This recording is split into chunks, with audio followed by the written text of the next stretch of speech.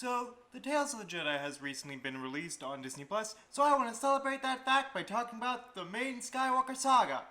Starting with Episode 1, The Phantom Menace, which, as you can guess, is the beginning of the Star Wars franchise. For this film, however, I'm going to talk about what I liked, what I hated, and what absolutely pissed me off. Now, before we begin, the prequels have been woefully overhated by the Star Wars community ever since their release in 1999, and none more so than The Phantom Menace itself, which is largely regarded as the worst film in the Skywalker saga, with the internet's perception being possibly the worst of Skywalker, but that's a topic for another day. Unlike a lot of people I see online, I can actually enjoy all 9 Star Wars films, and The Phantom Menace is no exception.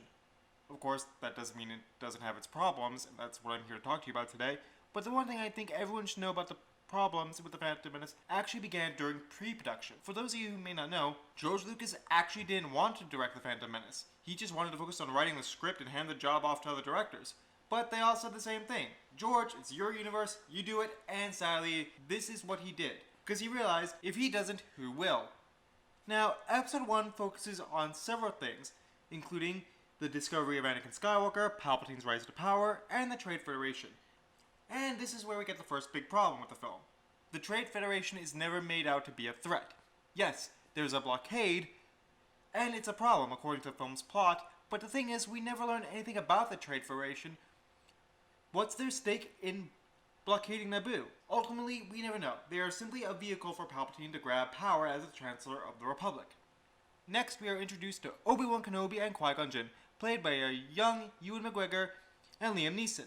Now, I think these two have some great chemistry with each other, even if the acting is kind of stiff. However, the same cannot be said for the action, because most of the action in this movie has the actors waving their lightsabers around, swiping off droids' heads, and yet this is another problem with the film.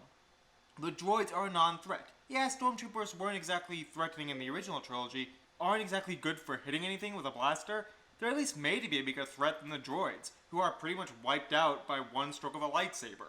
That being said, as evident by the first scene in this film, the CGI, at least in a large scale, does still look great when it comes to the planet itself. However, the more CGI in the shot, and the smaller the item, it looks, the more the age starts to show. But anyway, back to the plot. Obi-Wan and Qui-Gon attempt to negotiate with the Trade Federation, but Darth Sidious, the Phantom Menace, I see what you did there, he's onto them and he orders them to be killed. However, being Jedi, Qui-Gon and Obi-Wan are easily able to escape from the Trade Federation, who seem surprised that Jedi can suddenly do that, because why not? But while the two Jedi make their way to the surface of Naboo, they run into the biggest problem with this film. You all knew this was coming, Jar Jar Binks. Now, I understand that Star Wars is for kids, and from that standpoint, Jar Jar can be funny.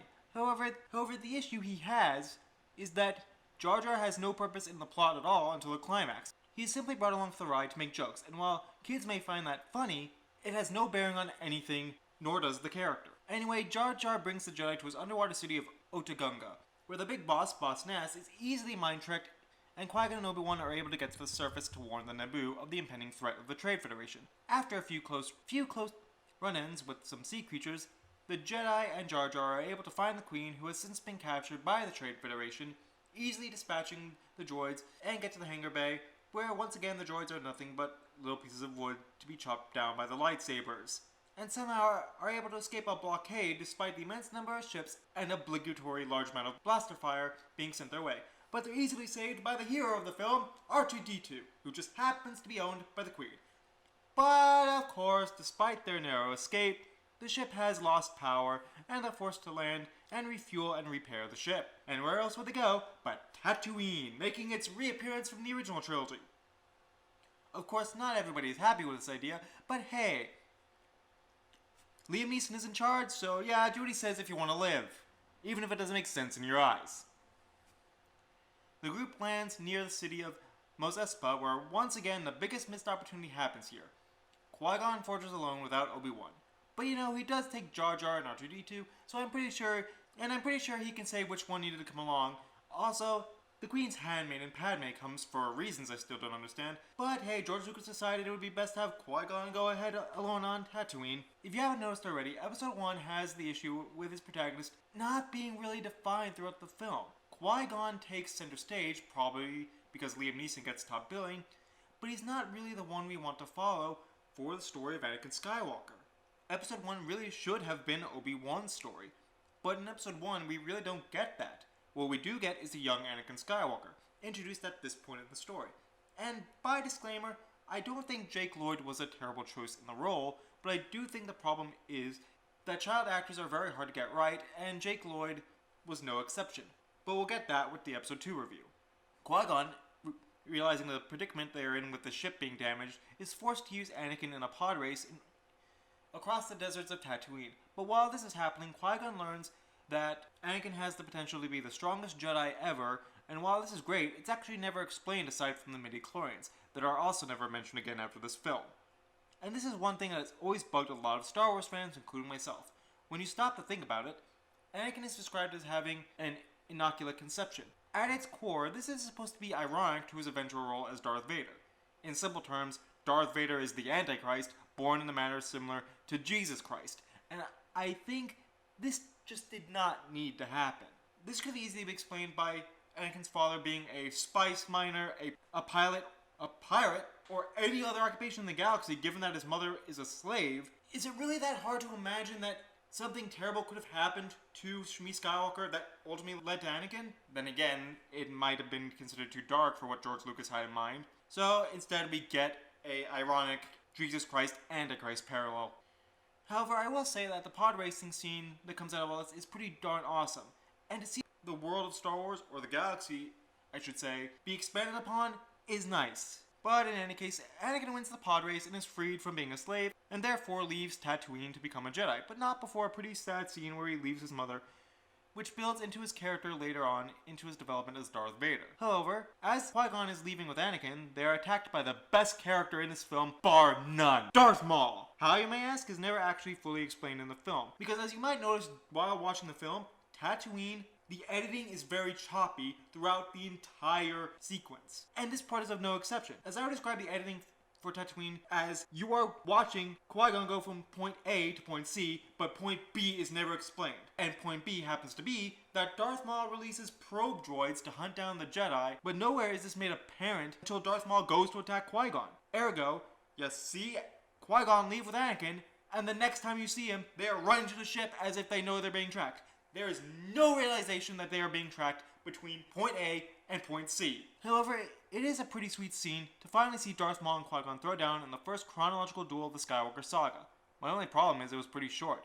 In any case, the group escapes and finally make their way to Coruscant, which is quite possibly the most boring part of the film. This is because George Lucas wanted Episode 1 to be a political thriller, but politics are just not anywhere near as fun as anything else that he could have put in this film. Thankfully, it's also the shortest. Queen Amidala pleads her case to the Senate, then proceeds to boot out the Chancellor in favor of a new leader, a potential candidate being our very own Senator Palpatine. I like that it's gonna come back to bite them later, but she gets impatient and then proceeds to return to Naboo with the Jedi returning as protection.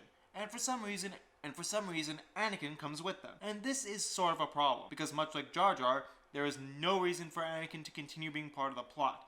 And you may be wondering why this is. It turns out that Anakin, with the whole midi-chlorian thing, can't be a Jedi because he's considered too old, too emotional, as any normal 9-year-old would be, and as such, they refuse to have him, but sending a kid into a war zone is not exactly a good idea. The climax of this film ultimately ends up being a 4-way battle, with Queen Amidala revealed to actually be her handmaiden Padme, who storms the castle in order to capture the Viceroy, while the Gungan army finally gives Jar Jar a place in the plot, and reason for being with Qui-Gon for so long. Thirdly, we have Anakin, who after being told to stay in a cockpit, rise into space for no other reason than because the plot demanded him to destroy the Trade Federation ship. And finally, we have Qui-Gon and Obi-Wan facing off against Darth Maul in a rematch in what should possibly be considered the best duel in the Skywalker saga. But to make a long story short, the good guys end up winning, but not without the loss of Qui-Gon.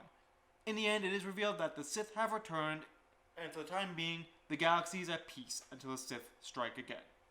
Now, as a film, I think that The Phantom Menace is fairly enjoyable.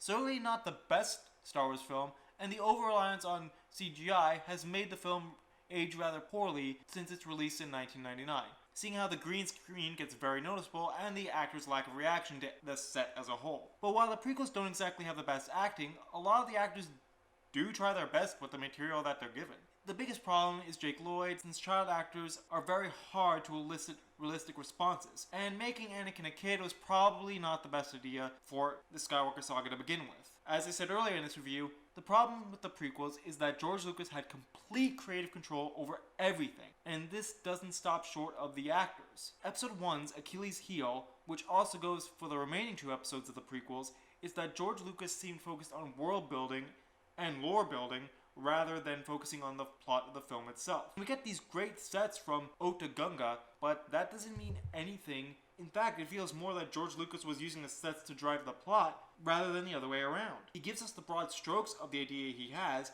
but doesn't refine this idea before we can get to the next problem. Case in point, Darth Maul. How is Darth Maul a problem? Darth Maul was wasted potential. Darth Maul died in this film, and it was the worst possible mistake. By losing Maul, George had to revise a lot of ideas for later films. I also want to note that Episode 1 is the only film in the entire saga that has no personal stakes. As discussed in the beginning of the video, we are introduced to the Trade Federation, but we don't really have any idea why they are blockading Naboo other than it being a ploy to get Palpatine elected as Chancellor. But why is the Trade Federation doing this? It's never explained. They're just doing it, and the same goes for the Jedi. Sure, they're supposed to be the protagonists, but they're just doing it because it's their job. The only time it ever gets personal in this film, aside from Anakin leaving his mother, is Obi-Wan killing Darth Maul to avenge Qui-Gon. Which I want to point out that Darth Maul dying in this film is the worst possible mistake in the entire franchise. Had Darth Maul returned for Episode 2, we could have had a much more invested interest in Obi-Wan and Anakin's character, because Obi-Wan could have had the motivator in Darth Maul because he feels like he failed Qui-Gon. And even if he doesn't want to admit it, he wants revenge, and he can't focus on Anakin because of that. But sadly, we don't get this. So in short, Episode 1 is a mixed bag with great opportunities, but it is not exactly executed properly, and therefore suffers from a lot of missed opportunities that go to affect the later 2 films in the trilogy. Now, if you like this video, hit that subscribe button, and I'll see you later.